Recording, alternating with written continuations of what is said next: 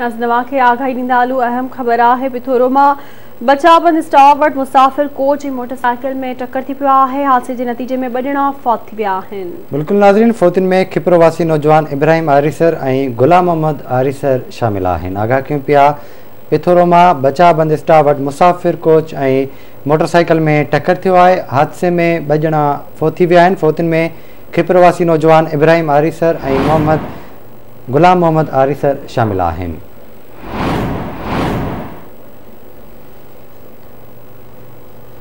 आगाह कयूं पिया पिथोरो वेझो बचाबंद स्टॉप वटि मुसाफ़िर कोच ऐं मोटरसाइकिल में टक्कर थियो आहे। हादसे में 2 ॼणा फौत थी विया आहिनि।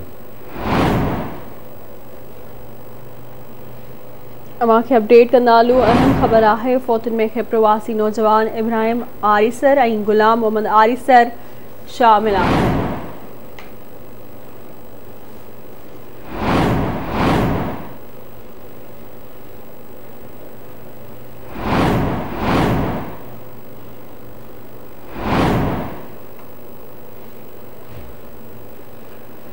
असां सां टेलीफोन लाइन ते मौजूद है गुलाम कादिर आरिसर। जी गुलाम कादिर, ॿुधाए जो हादसो की पेश आयो?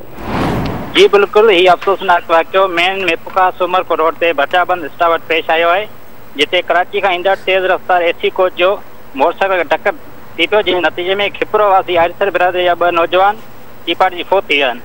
जंहिंमें इब्राहिम आरिसर ऐं गुलाम मोहम्मद पुट जुमो आरिसर तौरु सुञाणप थी आहे, जंहिंखे तलक अस्पताल पिथोरो आंदो वियो आहे।